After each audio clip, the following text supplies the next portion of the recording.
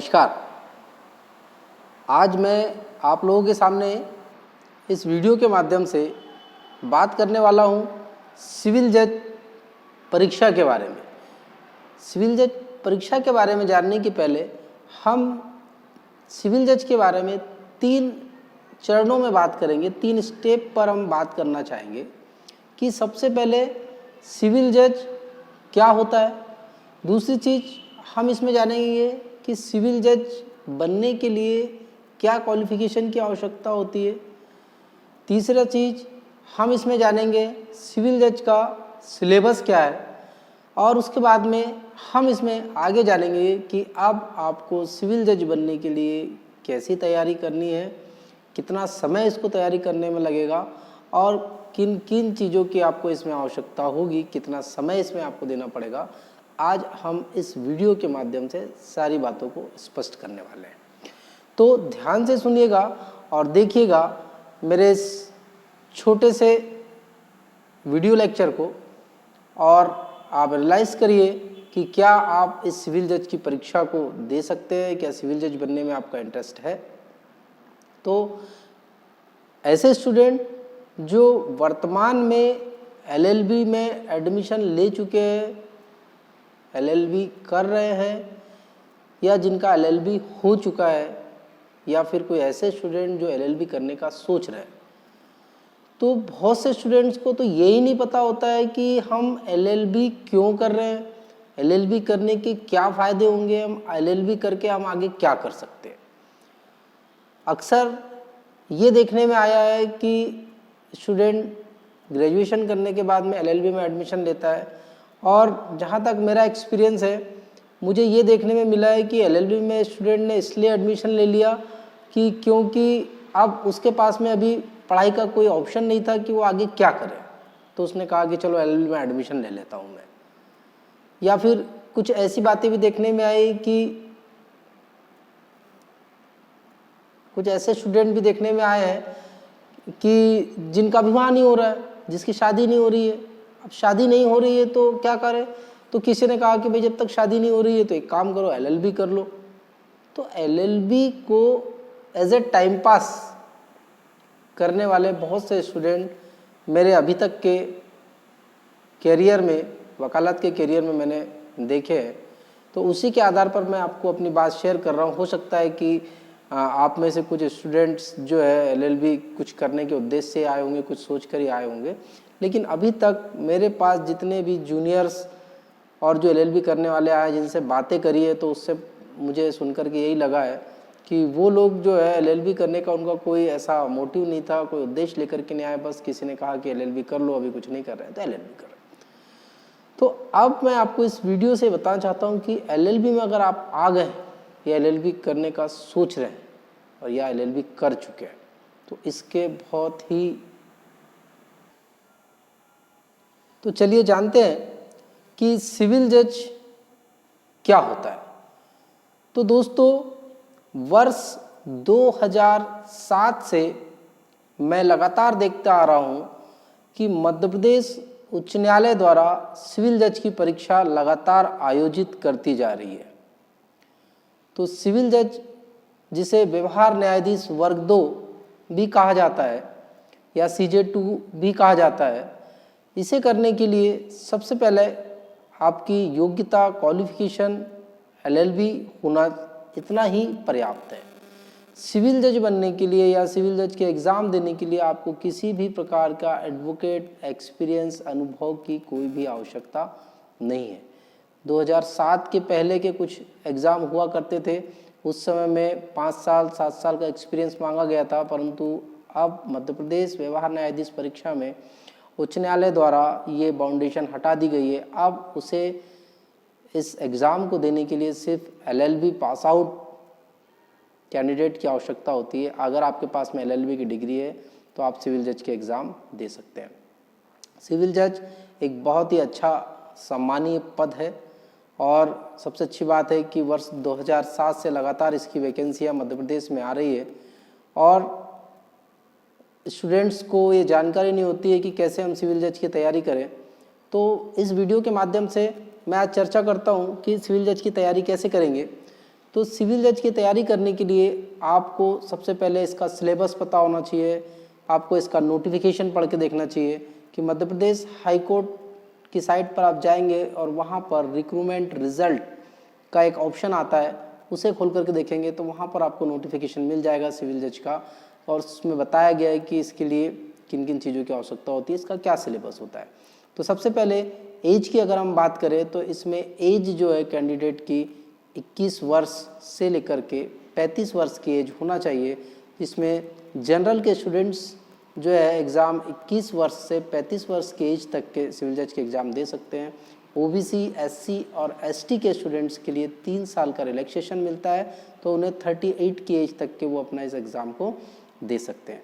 लेकिन मैं अपने अनुभव से आपको ये बताना चाहता हूँ कि सिविल जज की परीक्षा पास करने के लिए आपको केवल और केवल 2 साल का समय ही पर्याप्त होता है, क्योंकि सिविल जज की अभी तक जो तैयारी करवाते हैं, जो भी टीचर्स इसकी तैयारी कराते हैं, उस कॉन्सेप्ट को स्टूडेंट के सामने क्लियर ही नहीं कर रहे हैं, और स्टूडेंट जो है वो भटकता फिर रहा है कि बहुत बड़ा पद है और बहुत साल इसको तैयारी में लगेंगे। ऐसा नहीं है। सिविल जज की परीक्षा की तैयारी के लिए आपको सिर्फ 2 साल की कड़ी मेहनत की आवश्यकता है, और 2 साल आपको सन्यासी का जीवन जीना है कि सिर्फ मुझे आप पढ़ना है और सिविल जज बनना है। उसके अलावा अगर आप अदर एक्टिविटीज़ करोगे, अगर किसी एग्ज़ाम में इन्वॉल्व रहोगे, कोई जॉब में इन्वॉल्व रहोगे, और इस सिविल जज के एग्ज़ाम को अगर पार्ट टाइम अगर आपने पढ़ाई कर रहे हो, तो ये 2 साल में इसको क्लियर कर पाना पॉसिबल नहीं है। अगर आप इसको 2 साल में इस एग्ज़ाम को निकालना चाहते हैं तो आपको सबसे पहले अपना माइंड सेट करना पड़ेगा कि मुझे सिविल जज बनना है और 2 साल के अंदर इस एग्ज़ाम को मुझे निकालना है।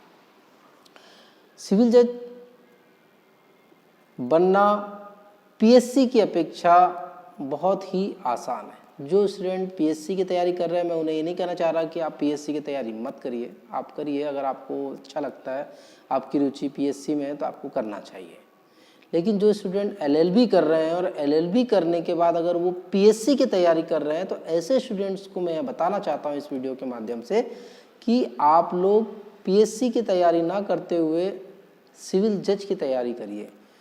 कारण कि पीएससी का सिलेबस जो है बहुत ही बड़ा है, विस्तृत है, और उसमें से किस स्थान से कहाँ से क्या पूछा जाएगा ये कह पाना बहुत ही मुश्किल है। लेकिन सिविल जज की परीक्षा में आपको 12 सब्जेक्ट का सिलेबस दिया हुआ है, और इन 12 सब्जेक्ट में से ही आपको प्रश्न पूछे जाएंगे, ये गारंटेड है। 100% इन 12 सब्जेक्ट में से आएंगे। आपको प्रश्न प्री में भी आपको 12 सब्जेक्ट आएंगे, मेंस में भी आपको 12 सब्जेक्ट आएंगे, और इन 12 सब्जेक्ट का मेंस में तो और सिलेबस थोड़ा सा छोटा हो जाता है। तो एक तो यहाँ पर सबसे अच्छी बात यह है कि आपका सिलेबस सीमित तो है। उसके अलावा यहाँ जो जीएस पूछा जाता है वो एमपी लेवल का होता है, और 20 प्रश्न आते हैं इसमें प्री के अंदर जीएस के। कंप्यूटर के 10 प्रश्न आते हैं इसके अंदर, और इंग्लिश के 10 प्रश्न आते हैं प्री में। तो आपको 150 नंबर का इसका पेपर होता है। तो इसके नोटिफिकेशन के माध्यम से मैं आपको इसका सिलेबस भी बताता हूँ। हाईकोर्ट का जो नोटिफिकेशन है उसके अनुसार मैं आपको इसका सिलेबस भी बताता हूँ, और इसके लिए जो पैटर्न है परीक्षा का, कितने चरणों में परीक्षा होती है, ये भी मैं आपको इस वीडियो के माध्यम से बताता हूँ। तो चलिए हम चलते हैं हाईकोर्ट की साइट पर और देखते हैं कि इसका नोटिफिकेशन खोलते हैं और देखते हैं कि मध्य प्रदेश सिविल जज परीक्षा का क्या सिलेबस है और कितने चरणों में ये एग्ज़ाम होते हैं। तो चलिए चलते हैं मध्य प्रदेश हाईकोर्ट की साइट पर। तो अब आ गए हम मध्य प्रदेश हाईकोर्ट की साइट पर। ये देखिए परीक्षा की योजना। यह परीक्षा 3 चरणों में होगी। ऑनलाइन प्रारंभिक परीक्षा, मुख्य परीक्षा और साक्षात्कार। ऑनलाइन प्रारंभिक परीक्षा 150 अंक की होती है। इसको जो क्लियर करता है, जो इस ऑनलाइन परीक्षा प्रारंभिक परीक्षा को पास करता है, उसे मेंस के लिए बुलाया जाता है। चलिए आइए सिलेबस देख लेते हैं। तो ये है आपके सामने ऑनलाइन प्रारंभिक परीक्षा का सिलेबस। 15 सब्जेक्ट है इसमें। भारत का संविधान से 10 प्रश्न, सिविल प्रक्रिया संहिता से 15 प्रश्न, संपत्ति अंतरण अधिनियम से 7 प्रश्न, भारतीय संविदा अधिनियम से 8, विनिर्दिष्ट अनुतोष अधिनियम से 6, परिसीमा अधिनियम से 4, मध्य प्रदेश स्थान नियंत्रण अधिनियम से 5, मध्य प्रदेश भू राजस्व संहिता से 5, भारतीय साक्ष्य अधिनियम से 15, भारतीय दंड संहिता से 15, दंड प्रक्रिया संहिता से 15, नेगोशिएबल इंस्ट्रूमेंट एक्ट से 5, सामान्य ज्ञान 20 नंबर का, कंप्यूटर ज्ञान 10 नंबर का, अंग्रेजी का ज्ञान 10 नंबर। इस प्रकार 150 अंक का यह प्रश्न पत्र होता है। जो इस प्री के एग्जाम को क्लियर करता है उसे मेंस के लिए बुलाया जाता है। अब मेंस का क्या सिलेबस है देख लेते हैं आगे। तो ये आ गया मेंस। मुख्य परीक्षा जो होती है 400 अंक की होती है और ये इसका सब्जेक्ट्स है। 4 प्रश्न पत्र होते हैं इसके अंदर। 2 दिन में 4 प्रश्न पत्र होते हैं, 1 दिन में 2 पेपर होते हैं। तो फर्स्ट पेपर जो होता है इसमें भारत का संविधान, सिविल प्रक्रिया संहिता, संपत्ति अंतरण अधिनियम, भारतीय संविदा अधिनियम, विनिर्दिष्ट अनुतोष अधिनियम। इसके भी सिर्फ 4 चैप्टर है, पहला, दूसरा, छठवां और 8वां। परिसीमा अधिनियम से 2 चैप्टर है, दूसरा और तीसरा चैप्टर। तो बहुत सिलेबस इसका बहुत सीमित है। सेकंड पेपर जो होता है इसमें सामाजिक विषय पर एक निबंध लिखना होता है 30 अंक का, एक विधिक विषय पर निबंध लिखना होता है 20 अंक का, एक संक्षिप्तीकरण लेखन होता है 20 अंक का और एक हिंदी से अंग्रेजी अनुवाद होता है 15 अंक का, अंग्रेजी से हिंदी अनुवाद होता है 15 अंक का। तो ये दोनों पेपर जो होंगे एक ही दिन में होंगे आपके। तीसरा पेपर जो होगा अगले दिन होगा और इसमें भी 6 विषय है। मध्य प्रदेश स्थान नियंत्रण अधिनियम, मध्य प्रदेश भू राजस्व संहिता, भारतीय साक्ष्य अधिनियम, भारतीय दंड संहिता, दंड प्रक्रिया संहिता, नेगोशिएबल इंस्ट्रूमेंट एक्ट। इससे भी 138 147 तक की धाराएं सिलेबस में रखी गई है। चौथा प्रश्न पत्र जो 100 अंक का होता है, विवादों का स्त्रीकरण यानी इश्यूज 10 अंक के, आरोपों की विरचना यानी कि चार्जेस 10 अंक का, निर्णय या आदेश लिखना होता है सिविल का जो CJ2 लेवल का होता है 40 अंक का, और निर्णय या आदेश लिखना होता है दांडिक क्रिमिनल जिसको बोलते हैं ये JMFC लेवल का होता है 40 अंक का। इस प्रकार ये 4 प्रश्न पत्र आपके मुख्य परीक्षा में लिए जाते हैं। इसके बाद जो मुख्य परीक्षा में पास हो जाता है, उत्तीर्ण हो जाता है, उसे साक्षात्कार के लिए बुलाया जाता है और साक्षात्कार जो है ये 50 अंक का होगा। इसमें से 40% अंक लाना अनिवार्य है। 50 अंक का 40% यानी कि 20 नंबर आपको लाना अनिवार्य है।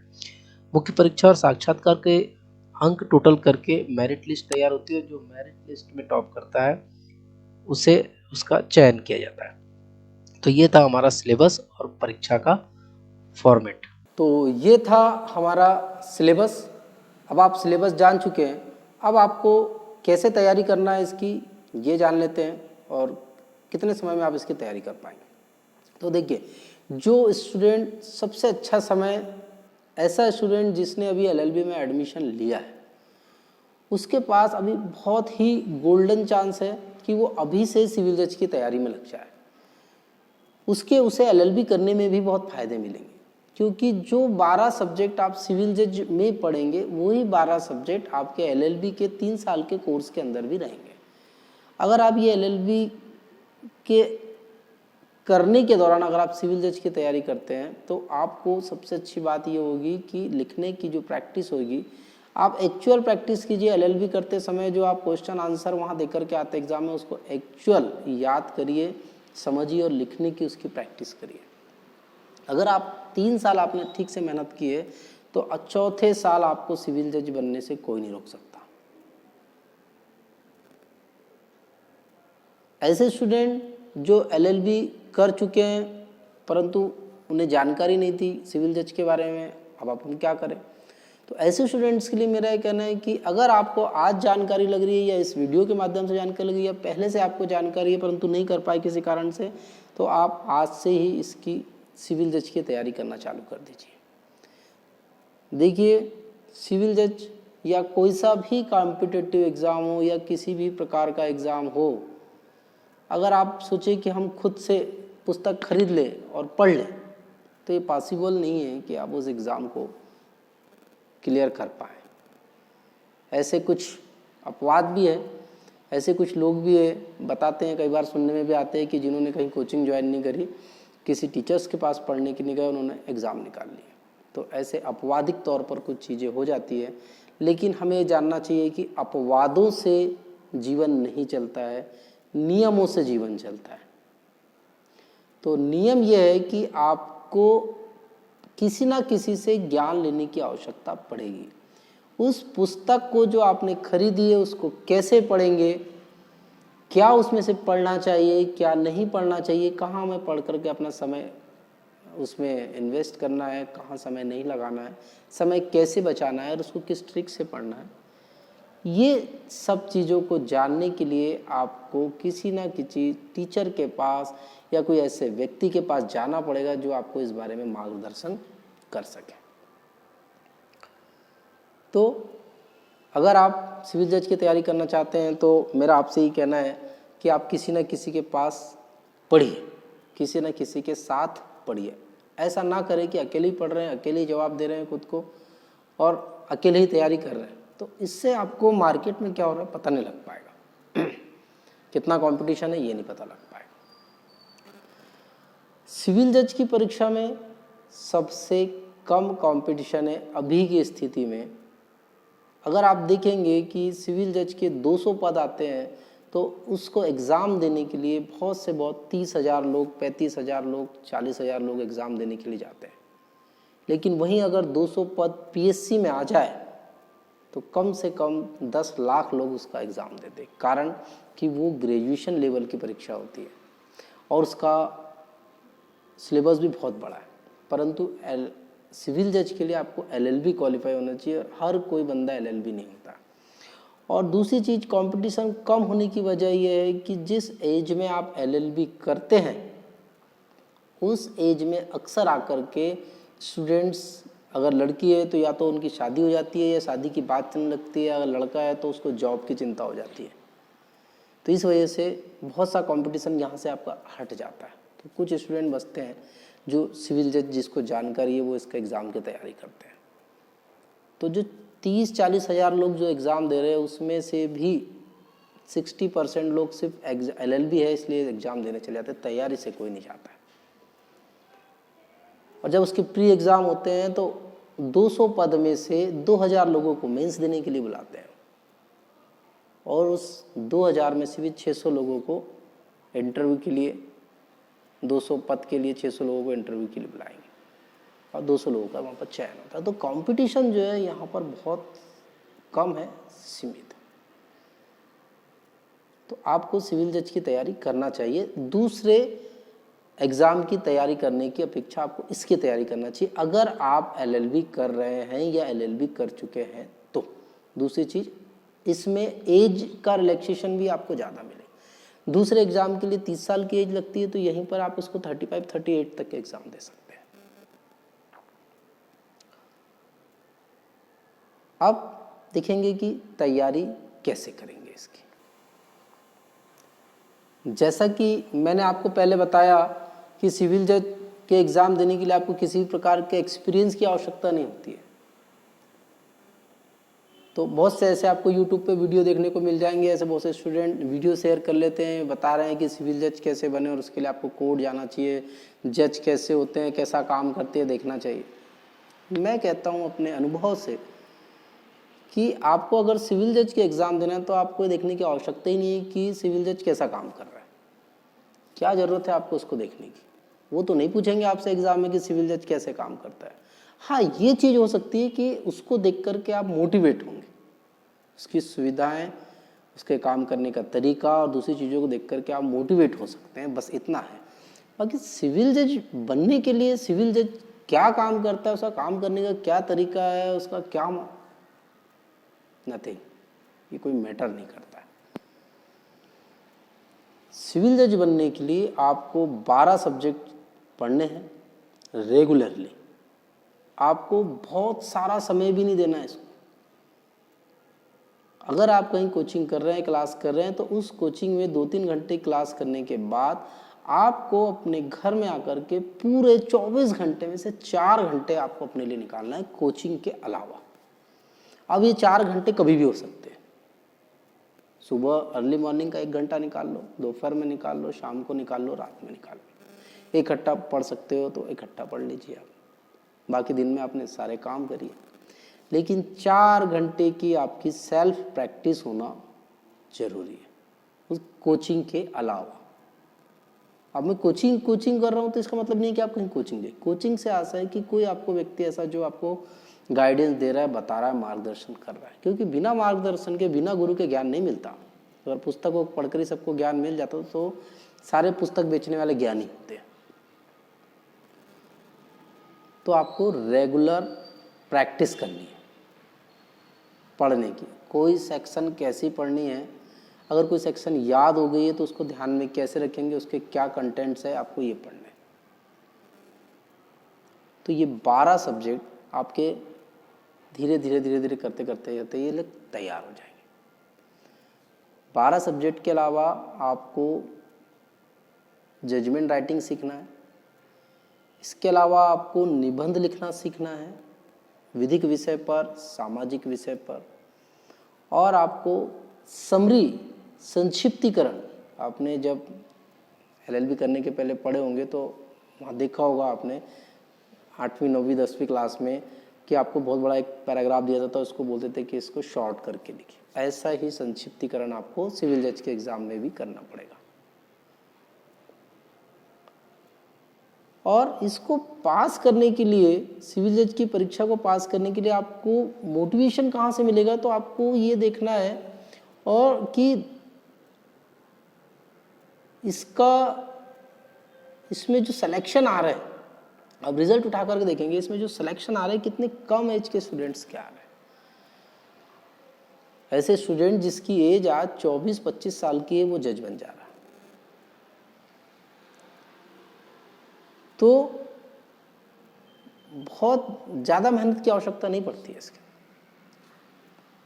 बस निरंतरता चाहिए आपको पढ़ने की, जुनून चाहिए आपको इसे पढ़ने का। तो मैं कहता हूँ, मैं चैलेंज करता हूँ इस वीडियो के माध्यम से सारे इंस्टीट्यूट को, सारे कोचिंग पढ़ाने वालों को, तो चाहे बैतूल में पढ़ा रहे हो, चाहे बाहर इंदौर में पढ़ा रहे हो, भोपाल में पढ़ा रहे हो, कहीं भी पढ़ा रहे हो, 2 साल से ज़्यादा आपको समय लगने वाला नहीं है। मैं गारंटी लेता हूँ आपकी कि अगर कोई स्टूडेंट मेरे बताए अनुसार 2 साल मेहनत कर ले तो 2 साल में वो जज बन जाएगा। तो गुमराह होने की आवश्यकता नहीं है कि आपको सिविल जज कैसे बनते हैं जानने के लिए आपको कोर्ट जाना है, कोर्ट जा कर के या किसी एडवोकेट से मिलना है, प्रैक्टिस करना है, कैसे, कोई ज़रूरत नहीं। वो जो आपके एग्ज़ाम होंगे वो 4 मेंस के पेपर होंगे, उस मेंस के पेपर में आपने क्या लिखा है वो देखेगा आपका एग्जामिनर। तो सिविल जज की परीक्षा में आपकी कॉपी देखी जाएगी, वहाँ आपसे ये नहीं पूछा जाएगा कि आप कितने बार कोर्ट गए और आपको कोर्ट का क्या एक्सपीरियंस है। आपको प्री के एग्ज़ाम देने हैं, 150 नंबर का पेपर होगा। अगर आप जनरल कैटेगरी से हैं तो आपको कम से कम 122 नंबर आने चाहिए। 122 से 123 नंबर आपको 150 में से चाहिए प्री का एग्ज़ाम निकालने के लिए। इससे नीचे भी हो सकता है, लेकिन आपको 122-123 नंबर का प्रयास होना चाहिए। ओबीसी के स्टूडेंट के लिए भी 120-121 नंबर का उसका टारगेट होना चाहिए कि इससे कम नंबर उसके ना आए। एससी के स्टूडेंट को टारगेट होना चाहिए कि उसके 110 नंबर से कम ना आए। और एसटी के लिए तो हाई कोर्ट चिराग लेके ढूंढ रहा है कि कोई ऐसा बंदा जो थोड़ा बहुत हमें पढ़ना लिखने वाला मिल जाए तो हम उसको सिविल जज की नौकरी परोस देंगे। परंतु ये बदकिस्मती बोलना चाहिए या फिर ये कहना चाहिए कि ज्ञान की कमी या जागरूकता की कमी, बताने वालों की कमी के कारण हमारे एसटी स्टूडेंट जो है वो इस इतनी अच्छी गोल्डन अपॉर्चुनिटी को प्राप्त करने से वंचित हो जा रहे हैं। उन्हें 150 में से सिर्फ 82 नंबर चाहिए प्री का एग्ज़ाम निकालने के लिए। जब आप प्री का एग्ज़ाम निकाल लेंगे तो आपको मेंस के लिए बुलाया जाएगा और मेंस में आपको 100 नंबर के 4 प्रश्न पत्र दिए जाएंगे और इन 4 प्रश्न पत्र में आपको 2 दिन की 2-2 शिफ्ट होगी। तो पहला जो पेपर होता है जिसमें 100 नंबर का जो आपका सब्जेक्ट का पेपर होगा, क्रिमिनल सब्जेक्ट्स का पेपर होगा, उसके अंदर 6 सब्जेक्ट के आपको 12 प्रश्न आते हैं, 8 नंबर ईच, और एक क्वेश्चन 12 नंबर का आएगा। तो आपको इस 12 प्रश्न को इस तरीके से करना है, ये टारगेट लेके करना है कि इस 3 घंटे में 12 प्रश्न पूरे सॉल्व करने हैं, पूरे अटेम्प्ट करने हैं आप। और ये प्रयास रहना चाहिए आपका कि किसी भी स्थिति में इस 12 प्रश्न को आपको जब सॉल्व करेंगे तो 5 से 6 अंक, 5 से 6 अंक कम से कम मिलना चाहिए। 5 अंक से कम किसी भी प्रश्न पर हमको नहीं चाहिए। तो आप देखेंगे कि आपके जो 2 पेपर होंगे वो सब्जेक्ट वाले होंगे, जिसमें से आप 12 सब्जेक्ट जो तैयार करके गए उस 12 सब्जेक्ट के अगर आप 5-5 नंबर भी हर प्रश्न पर लाएंगे तो 12 पंचे 60 और 12 पंचे 60, तो 2 पेपर में आप 60-60 नंबर अपने ले आएंगे। 2 पेपर बचते हैं, एक आपको जजमेंट राइटिंग का बचता है और एक बचता है आपको इशूज चार्जेस। इशूज चार्जेस क्या होते हैं मैं आगे के लेक्चर में बताऊंगा। और Hindi to English, English to Hindi 15-15 number के 2 प्रश्न आते हैं। 30 नंबर का ही पेपर होता है। Hindi to English, English to Hindi translation 15 point ये 15 पॉइंट। उसके अलावा आपको एक निबंध लेखन लिखना है सामाजिक विषय पर, एक निबंध लिखना है आपको विधिक विषय पर। इसकी तैयारी कर, निबंध का मतलब होता है आपके ऊपर कोई बंधन नहीं है लिखने के लिए, लेकिन एक शब्द सीमित रहते हैं कि इतने शब्दों में आपको अपनी बात को उसे समझाना है, समरी लिख करके देना है आपको, संक्षिप्तीकरण। तो ये समरी, संक्षिप्तीकरण, निबंध और हिंदी टू इंग्लिश, इंग्लिश से हिंदी, ये पेपर आपका 100 नंबर का होगा। मान लिया कि आपको इंग्लिश नहीं आती, अगर आपको हिंदी के स्टूडेंट हो इंग्लिश नहीं आती है तो वो जो इंग्लिश का स्टूडेंट है उसके साथ भी ये समस्या होगी कि उसको हिंदी नहीं आती है, तो दोनों एक जैसे इक्वल है। तो मैं बोलता हूँ अगर आपको ये नहीं भी आता है, अगर आपने ये जो 30 नंबर का मार्क्स है, अगर आपने इस 30 नंबर में से 5 भी ला लिए, जो 15 नंबर का हिंदी से इंग्लिश और इंग्लिश से हिंदी 15, 30 नंबर में से अगर आपने 5 भी नंबर ला लिए तो बहुत है, कोई दिक्कत नहीं। बाकी जो 70 नंबर का आपका जो पेपर होगा, सेकंड पेपर जो होता है 100 नंबर का होता है, जिसमें से 30 नंबर का हिंदी से इंग्लिश और इंग्लिश से हिंदी होता है, तो बाकी का आपका जो 70 नंबर का पेपर होगा उस 70 नंबर में से आपको 40 नंबर कम से कम लाना है।